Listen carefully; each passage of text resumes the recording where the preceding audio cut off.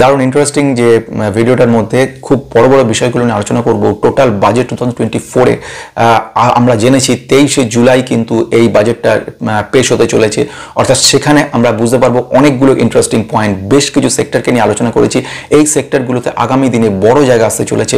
বেশ কিছু স্টককে নিয়ে আলোচনা করেছি যে স্টকগুলো এই সেক্টরে রয়েছে এবং সেটা লং রানে গিয়ে আমাদেরকে। নমস্কার বন্ধুরা, সবচেয়ে বড় গুরুত্বপূর্ণ বিষয় যেটা সেটা হলো বাজেট 2024। এমন কিছু স্টকসের কথা নিয়ে আজকে বলবো, শেয়ার মার্কেটের কথা নিয়ে বলবো এবং সেখানে কিছু সেক্টরের কথা নিয়ে বলবো। এখানে অনেকে জিজ্ঞেস করতে চাইছিলেন যে যদি গতকাল এরকম কোনো একটা স্টকের নাম বলে দিই যেটা আজকে উঠে যাবে তাহলে পর খুব ভালো হয়। তো সেক্ষেত্রে তাদেরকে জন্য বলা উচিত সেটা এখানে কিন্তু কোনো এরকম ধরনের গোটা চ্যানেলের মধ্যে কোথাও কিন্তু এরকম কোনো টিপস দেওয়া হয় না। টিপস নর্মালি যেখানে দেওয়া হয় সেটা হচ্ছে হোটেলে।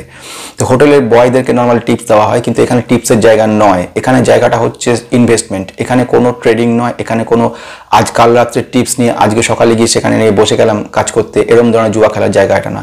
এখানে আমরা যে কাজ করি সিনসিয়ারলি, সিরিয়াসলি এবং লং রানের জন্য একটা ইকোনমি, ইন্ডিয়ান ইকোনমির উপর তোমার যদি ভরসা থাকে এবং ইন্ডিয়ান ইকোনমিকে তুমি যদি মনে করে থাকো, যেটা আজকে আমাদের রেকর্ড টাচ করে গেছে, সেন্সেক্স 80,000 টাচ করে গেছে। তো এই ধরনের জায়গায় যদি পৌঁছতে থাকো, ইচ্ছা থাকে যে আগামী দিনে একটা বড় ধরনের ইনভেস্টমেন্ট তৈরি করব, আমাদের একটা পোর্টফোলিও যেরকম দেখেছি, তো সেইগুলো জায়গায় যদি তৈরি করতে হয় তাহলে কিন্তু লং রানের উপর ভরসা করতে হবে, কোনো শর্ট রানের ব্যাপার নয়।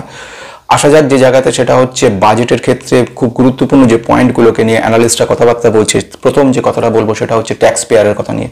যারা ট্যাক্স দিচ্ছে তাদের যে চিন্তাভাবনা রয়েছে বা যেখান থেকে অ্যানালিস্টরা বলছে যে ট্যাক্স স্ট্যান্ডার্ড ডিডাকশন যেটা 50,000 আছে ওটা 1 লাখ হতে চলেছে, হতে পারে। সেকেন্ড ওয়ান যেটা রয়েছে সেটা হচ্ছে হোম লোন ক্ষেত্রে যে বড়রা রয়েছে সেটাকে আন্ডার সেকশন 24B-তে যে ধরনের ট্যাক্স বেনিফিট দেওয়া হয় সেক্ষেত্রে যেন এটা পাওয়া যেতে পারে। 3 নম্বর ক্ষেত্রে ডাইরেক্ট ট্যাক্স বেনিফিট যেটা রয়েছে সেটা যেন কুকিং গ্যাস রিলেটেড, সেটা মহিলাদের ক্ষেত্রে বা এই ক্ষেত্রে হতে পারে। নাম্বার 4 যেটা বলা যেতে পারে সেটা হচ্ছে ডিসকাউন্টেড হেলথ কেয়ার প্রোভাইডিং ব্যাপারটা থাকতে পারে। নাম্বার 5 যেটা হতে পারে এটা হচ্ছে income tax exemption. Income tax exemption limit যেটা ছিল সেভিংসের ইন্টারেস্টের ক্ষেত্রে, সেটা যেটাকে 10,000 টাকা পর্যন্ত ইন্টারেস্ট অন সেভিংস অ্যাকাউন্ট ছিল সেটাকে বাড়িয়ে 25,000 টাকা করা যেতে পারে কি, এই চিন্তা ভাবনা হয়েছে। এবং সিনিয়র সিটিজেনের ক্ষেত্রে 50,000 টাকা। তো এইগুলো হয়ে গেল আমাদের ইনকাম ট্যাক্স রিলেটেড সবচেয়ে গুরুত্বপূর্ণ যেটার জন্য কিন্তু ইন্ডিয়ান ইকোনমি চলছে, এবং যত ট্যাক্স আসবে তত কিন্তু জিএসটি যত গুণ আসবে তত কিন্তু ইন্ডিয়ান ইকোনমি তত গুণ রিভলভ করবে, তত ইম্পর্টেন্ট জায়গায় চলে আসবে। এরপরে আসা যাক যে বিষয়টা নিয়ে, সেটা হচ্ছে খুব গুরুত্বপূর্ণ জায়গা, সেটা হচ্ছে কি, সেটা হচ্ছে সেক্টর। কোন কোন সেক্টরের ক্ষেত্রে গভর্নমেন্ট কিন্তু ইম্পর্টেন্স দিতে পারে। প্রথম ব্যাপারটা সেটা হচ্ছে ইনফ্রাস্ট্রাকচার। ইনফ্রাস্ট্রাকচারটা কিন্তু বিরাট বড় জায়গা নিয়ে রয়েছে এবং বাজেটে প্রতি বছর ইনফ্রাস্ট্রাকচারের জন্য বড় পরিমাণ টাকা কিন্তু ইনভেস্ট করা থাকে। তো এই পরিমাণটা আরও বাড়তে পারে বলে মনে করা না হচ্ছে। ইনফ্রাস্ট্রাকচারের মধ্যে প্রচুর ইমপ্রুভমেন্ট আসতে চলেছে। সেকেন্ড ওয়ান যেটা আমি কথা বলছি সেটা হচ্ছে ডিফেন্স সেক্টর। ডিফেন্স সেক্টরটা কিন্তু অগ্রাহ্য করা যাবে না, সুতরাং এই সেক্টরটা আলোচনা হবে এবং সেটাকে নিয়ে আমি বলবো কোন কোন স্টকের ক্ষেত্রে ইম্পর্টেন্স রয়েছে। নেক্সট আমি যেটা বলছি সেটা হচ্ছে রেলওয়ে সেক্টর। রেলওয়ে সেক্টর কিন্তু বিশাল আগামী দিনও আসতে চলেছে, যেখানে আমরা কিন্তু পজিটিভ ব্যাপার দেখতে পারবো। এবং নেক্সট ওয়ান যেটা সেটা হচ্ছে রিনিউয়েবল এনার্জি সেক্টর। সেই সেক্টরেও কিন্তু অনেক বেশি ইম্প্রুভমেন্ট হতে চলেছে। তো এবারে আমি যে সেক্টরটার কথা যাব সেটা হচ্ছে কিন্তু পিএলআইস দিতেছে 35 থেকে 40 হাজার কোটি টাকা কিন্তু সেটা হচ্ছে ইনসেন্টিভ দিতে চলেছে। সেটা হচ্ছে কোথায়, ইলেকট্রনিক্সের ক্ষেত্রে। ইলেকট্রনিক বলতে গেলে প্রিন্টেড সার্কিট বোর্ড, তার সঙ্গে যুক্ত রয়েছে সেমিকন্ডাক্টরস, তার সঙ্গে যুক্ত রয়েছে চিপস, তার সঙ্গে যুক্ত রয়েছে যে সমস্ত ইনস্ট্রুমেন্টগুলো, smart TV, mobile circuit board, mobile chip, everything related সমস্ত কিছু ডকুমেন্ট, সমস্ত কিছু জিনিসগুলো কিন্তু সেই ইলেকট্রনিক্স পার্টগুলো কিন্তু খুব জরুরি হয়ে পড়েছে। এবং সেক্ষেত্রে আমরা দেখতে পারবো যে কোম্পানিটার কথা নিয়ে বলবো সেটা হচ্ছে Dixon technology, first one. Second one আমি যে কথাটা বলবো সেটা হচ্ছে সায়ান ডিএলএম। সায়ান ডিএলএমকেও কিন্তু বন্ধুরা একটা বড় জায়গা আসতে চলেছে। এরা কিন্তু অনেকগুলো ছোট ছোট কোম্পানির সঙ্গে কোলাবোরেট করার চেষ্টা করছে, টেকনোলজিটা বাইরে থেকে আনার চেষ্টা করছে, আলটিমেটলি এটা একটা বড় জায়গা দিতে চলেছে।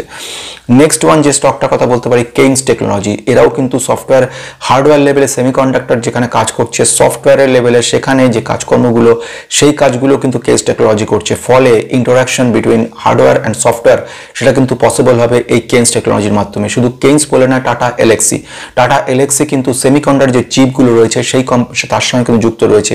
টাটা টেকনোলজি তো এইভাবে কাজ করছে, সেমিকন্ডাক্টরের কাজগুলো করছে। ফলে এই সব কোম্পানি দিকে কিন্তু আমরা নজর রাখবো ভবিষ্যতে। এই কোম্পানিগুলো কিন্তু আগামী দিনে আমাদেরকে ভালো রিটার্ন দিতে চলেছে। সাব অ্যাসেম্বল এবং কম্পোনেন্ট কম্পোনেন্ট যেগুলো রয়েছে ইলেকট্রনিক্সের সেইগুলো ক্ষেত্রেও কিন্তু দাম কমানোর জন্য চিন্তা ভাবনা করছে এবং সেক্ষেত্রে 4টে স্ল্যাবের মধ্যে ট্যাক্সটাকে রাখার চিন্তা ভাবনা করা হচ্ছে 0, 5, 10 or 20। তো এইভাবে যদি রাখা যায় তাহলে কিছুটা সুবিধা হবে বলে মনে করা হচ্ছে। চলে আসছি নেক্সট সেক্টরের দিকে, that is railway sector. Railway সেক্টরটা খুব গুরুত্বপূর্ণ জায়গায় নিয়ে রয়েছে বন্ধুরা। সেখানে এটা কিন্তু আগামী দিনে একটা বড় বুম আসতে চলেছে এবং 76% ক্যাপেক্স করা হচ্ছে, গত বছরের তুলনায় বেশি করা হতে চলেছে এবং এর মধ্যে দেখেছি প্রায় 10,000 কোটি, 10,000 কোচ, নন এসি কোচ কিন্তু বানানোর জন্য অর্ডার দেওয়া হচ্ছে। সেক্ষেত্রে বেশ কিছু কোম্পানিকে অর্ডার দেওয়া হতে চলেছে এবং 2024-25 এবং 25-26-এ কিন্তু এর 2 বছরের এফেক্টটা দেখা যাবে। তো সেই সুবাদে যেসব কোম্পানিগুলোর কথা এই মুহূর্তে কাজ চলছে তার মধ্যে আরভিএনএলকে প্রথম বলে আমি এখনও মনে করছি এবং আরভিএনএল সঙ্গে memorandum of understanding Delhi metro রেলের সঙ্গে কথাবার্তা হয়েছে এবং তার ফলে এরা কিন্তু প্রচুর এগোতে চলেছে এবং তার ফলে বড় প্রজেক্ট রয়েছে এবং আগামী দিনে আমরা দেখব এর ইমপ্রুভমেন্টটা। আমি আবারও বারবার বলছি, এটা কোনো ধরনের পার্টিকুলার রেকমেন্ডেশন নয় কোনো স্টক, এবং সঙ্গে সঙ্গে এটাও নয় যে আমি এই স্টকটা এখন ইনভেস্ট করলাম মানে আগামীকাল আমাকে বিরাট রিটার্ন দেবে। আমাদেরকে ধৈর্য ধরে অপেক্ষা করতে হবে 6 মাস, 1 বছর, 2 বছর, কিন্তু লং রানে গিয়ে আমরা দেখবো এই সমস্ত স্টকগুলো আমাদেরকে ভালো রিটার্ন দিয়ে যাবে। সে কিন্তু রেলটেল কর্পোরেশনে প্রায় $2.39 মিলিয়ন কিন্তু বড় একটা অর্ডার পেতে চলেছে এবং এই অর্ডারটার ফলে এদের কিন্তু ব্রডব্যান্ড কানেকশন, ভিপিএন সিস্টেম, এইগুলোর টেলিকম সিস্টেম এখানে ইমপ্রুভমেন্ট হবে। Rail to rail connection, rail to platform station connection এবং রেল টু বিভিন্ন ধরনের ইন্টারাকশন, ডেটাবেস কানেকশন, এই সমস্ত কাজগুলো কিন্তু এই কোম্পানিটা করছে। ফলে এই রেলটেল কর্পোরেশন কিন্তু আগামী দিনে বড় জায়গায় আসতে চলেছে। বন্ধুরা, এরপরে যে ঘটনা সেটা হচ্ছে বেশ কিছু সরকারের তরফ থেকে যে সমস্ত নীতিগুলোকে নিয়ে আসা হয়েছে, যে যোজনাগুলোকে নিয়ে আসছে, সেগুলোর কথা নিয়ে একটু বলা দরকার। যেহেতু যে 1 নম্বর হচ্ছে বন্দে ভারত যোজনা রয়েছে, সেকেন্ড ওয়ান হচ্ছে গতিশক্তি, থার্ড ওয়ান হচ্ছে অমৃত ভারত বা নব ভারত প্ল্যান। তো এইগুলো আনার ফলে এইখানে রেলওয়ে সেক্টরের ইমপ্রুভমেন্ট অবধারিত এবং যত ইমপ্রুভমেন্ট রেলওয়ে সেক্টর হতে থাকবে তত কিন্তু আলটিমেটলি ভবিষ্যতে গিয়ে আমরা এর একটা বড় জায়গা দেখতে পারবো। ডিফেন্স সেক্টরের দিকে চলে আসছে এবারে। ডিফেন্স সেক্টরেও কিন্তু প্রচুর ইমপ্রুভমেন্ট হতে চলেছে। আমরা যেটা বলছিলাম, ডিফেন্স অ্যাকুইজিশন কাউন্সিল তারা প্রচুর প্রায় 84,560 কোটি টাকা মতো অ্যাপ্রুভ করেছে আত্মনির্ভর ভারত, অর্থাৎ ডিফেন্স থেকে আমরা কোনো ইম্পোর্ট করব না, উল্টে আমরা এক্সপোর্ট শুরু করবো এবং সেটা ঘটনাটা সত্যি হয়েছে। এবছরে আমরা প্রায় 23,000 কোটি টাকা মতো কিন্তু আমরা এক্সপোর্ট করেছি এবং নেক্সট টার্গেট হচ্ছে 50,000 ক্রোর্সে। প্রোডাকশন যেটা হচ্ছে প্রায় 1,75,000 কোটি কিন্তু টোটাল প্রোডাকশন হচ্ছে। এই সুবাদে ড্রোন টেকনোলজি কিন্তু বিরাটভাবে এগোচ্ছে। ড্রোন টেকনোলজির ক্ষেত্রে হিন্দুস্তান অ্যারোনটিক্যাল লিমিটেড তারা কিন্তু আনম্যান এরিয়াল ভেহিকলসগুলো কিন্তু এরা জাস্ট গবেষণা করছে, ইনোভেশন চলছে, কিছু অলরেডি ইমপ্লিমেন্ট করে ফেলেছে। সেকেন্ড স্টকটার কথা নিয়ে বলবো, ডিফেন্সের মধ্যে জেন টেকনোলজি, এরাও সিমুলেটরের উপর কাজ করছে, এরাও ড্রোনের উপর কাজ করছে, অ্যান্টি ড্রোন যে ধরনের ইনস্ট্রুমেন্ট সেগুলো তৈরি করছে কনস্ট্যান্টলি, কিন্তু বিভিন্ন রকমভাবে সিমুলেটর যেরকম ইন্ডিয়ান এয়ারফোর্সের ক্ষেত্রে বা আদার ক্ষেত্রে সবগুলো তৈরি করার চেষ্টা করছে।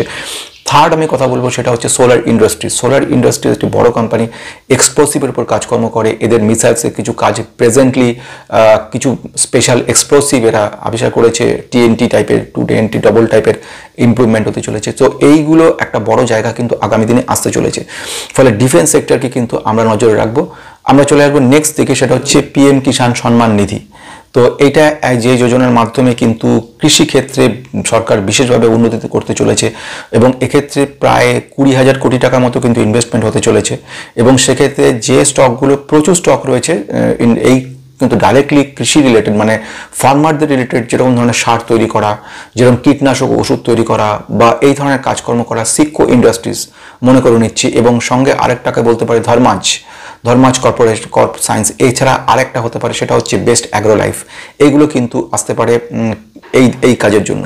চলে আসবো সেক্ষেত্রে সেটা হচ্ছে রিনিউয়েবল এনার্জির ক্ষেত্রে। রিনিউয়েবল এনার্জি কিন্তু বড় একটা জায়গা নিয়ে রয়েছে, ভবিষ্যতে কিন্তু একে খুব সুযোগ দিতে চলেছে এবং যেটা বলা হচ্ছে বাজেটে সেটা হচ্ছে কিন্তু সরকারের তরফ থেকে রিনিউয়েবল এনার্জির ক্ষেত্রে একটা বড় কিন্তু জায়গা করা থাকবে বলে মনে করে নেওয়া হচ্ছে। এখানে রিনিউয়েবল এনার্জির ক্ষেত্রে যেরকম আমি মনে করে নিতে পারছি, যেরকম প্রথম একটা স্টকের কথা সেটা হচ্ছে জোডিয়াক এনার্জিকে বলা হতে পারে best solar EPC, engineering procurement construction, গুজরাটের মধ্যে। এবং জোডিয়াক এনার্জি আগামী দিনে কিন্তু সারা ভারতে স্প্রেড করতে চলেছে। ফলে রিনিউয়েবল এনার্জির ক্ষেত্রে সোলার স্পেশালি বিশেষভাবে কাজ করবে। এদের যে সমস্ত কমপ্লেক্সগুলো রয়েছে, যেগুলো কমার্শিয়াল হাউস বা যে সমস্তগুলোর জায়গা রয়েছে, সেখানে ছাদের ওপরে যে সমস্ত ইয়েগুলো ইনস্টলেশনগুলো হচ্ছে সোলার প্যানেল বা রুফটপ সোলার প্যানেল যেটাকে বলা হয়, অথবা গ্রাউন্ড মাউন্টেড সোলার প্যানেল, সেগুলোর ক্ষেত্রে অগ্রণী ভূমিকা নিয়ে রয়েছে। এছাড়া জোইয়াক এনার্জির যেটা হচ্ছে ফটোভোল্টিক সেল তৈরি করছে এরা, সোলার ফটোভোল্টিক সেল, তারপরে ইন্টিগ্রেটেড ফটোভোল্টিক সেল তৈরি করছে এরা। 15,000 প্লাস প্রজেক্ট অলরেডি এরা কিন্তু কাজ করে ফেলেছে। 16,000-এর বেশি কিন্তু কাস্টমার রয়েছে। একটা বড় জায়গা নিয়ে এরা কাজ করে যাচ্ছে। যেসব ক্লায়েন্টরা রয়েছে, বড় বড় ক্লায়েন্টের সঙ্গে যুক্ত রয়েছে, স্টেট ব্যাঙ্ক অফ ইন্ডিয়া রয়েছে, ইসরো রয়েছে, ইন্ডিয়ান রেলওয়ে রয়েছে, তাছাড়া হন্ডা রয়েছে, লার্সেন অ্যান্ড টুব্রো রয়েছে, সুতরাং বড় বড় কোম্পানিগুলোর সঙ্গে যুক্ত রয়েছে। সেকেন্ড যে স্টকটা আমি মনে করতে পারি সেটা হচ্ছে টাটা পাওয়ার। টাটা পাওয়ার আমি বহুবারই বলেছি, এদের কাজ কিন্তু শুধুমাত্র আগেকার দিনে যে পাওয়ার সাপ্লাই ছিল, জেনারেশন ট্রান্সমিশনের কাজকর্মগুলো ছিল, সেগুলো থেকে আস্তে আস্তে এরা কিন্তু এগিয়ে চলেছে, সেটা হচ্ছে চার্জিং স্টেশনের দিকে। একটার পর চার্জিং স্টেশন ইনস্টল করে চলেছে এবং 1 লক্ষ চার্জিং স্টেশন 2025 সালের মধ্যে ইনস্টলেশন করার কথা ছিল, অলরেডি কমপ্লিট হয়ে গেছে। অনেকগুলো কোম্পানিগুলোর সঙ্গে অ্যামালগামেট করেছে, অনেকগুলো কোম্পানির সঙ্গে এরা টাই আপ করেছে, জয়েন্ট ভেঞ্চার করেছে, ফলে সারা ভারত জুড়ে এরা কিন্তু একটা বিরাট কর্মযোগ্য করে ফেলেছে। আমি মাঝে মাঝে যে কথাটা বলছি, কোনো বাই অর সেল রেকমেন্ডেশন নয়, কিন্তু এই স্টকগুলো ভবিষ্যতে আমাদেরকে ভালো রিটার্ন দিতে পারে এবং এটা সম্ভাবনা খুবই বেশি, কিন্তু লং রান, কোনো শর্ট রানে নয়। আজকে বললাম কাল গিয়ে হলো এমন কোনো ব্যাপার নেই।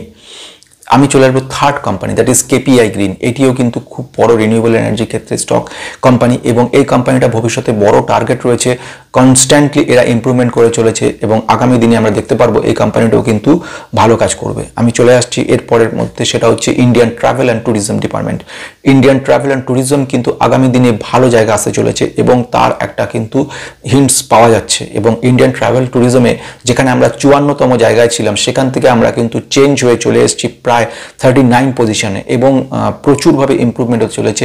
হচ্ছে 1 লাখের বেশি কিন্তু কর্মসংস্থান হতে চলেছে এই ক্ষেত্রে মার্কেটে। ফলে ইন্ডিয়ান ট্রাভেল অ্যান্ড ট্যুরিজম কিন্তু নজর রাখতে হবে। সেখানে আমাদের যে কথাটা বলবো সেটা হচ্ছে আইআরসিটিসি। আইআরসিটিসি কিন্তু অগ্রণী ভূমিকা নিয়ে রয়ে গেছে, তো আমাদের নজর থাকবে কিন্তু আইআরসিটিসির দিকে, যেটা মনোপলিস্টিক বিজনেস করছে। রেলওয়ে কাউন্টার স্টেশনের টিকিট থেকে শুরু করে যেটা ক্যাটারিং সিস্টেম ব্যবস্থা, রেলের মধ্যে যে ক্যাটারিং ব্যবস্থা করা, স্ট্যান্ডার্ডটাকে মেনটেন করা, টোটালটা পুরো এই যত রেল সেক্টরে ইমপ্রুভমেন্ট হতে থাকবে, আইআরসিটিসি তত গুণ কিন্তু বাড়তে থাকবে। ফলে এটাকে কিন্তু অগ্রাহ্য করা যাবে না। ইন্ডিয়ান হোটেলস সেকেন্ড ওয়ান, এটাও কিন্তু খুব বড় জায়গা নিতে চলেছে। যত বিদেশের অ্যাডভার্টাইজমেন্ট সারা বিশ্বে হবে, তত বিদেশের লোক ইন্ডিয়াতে আসবে, তত বেশি কিন্তু গভর্নমেন্ট তাদের থেকে একটা ভালো চার্জেস পাওয়া যাবে এবং এই সমস্ত ট্রাভেল ট্যুরিজম যত গুণ মানে পাবলিসিটি হবে, তত কিন্তু এই সব কোম্পানিগুলোর ক্ষেত্রে খুব যেগুলো বড় জায়গা রয়েছে প্রথম, সেইগুলোতে কিন্তু ইম্পর্টেন্স দেওয়া হবে। আসা যাক পরের জায়গায়, ইনফ্রাস্ট্রাকচার।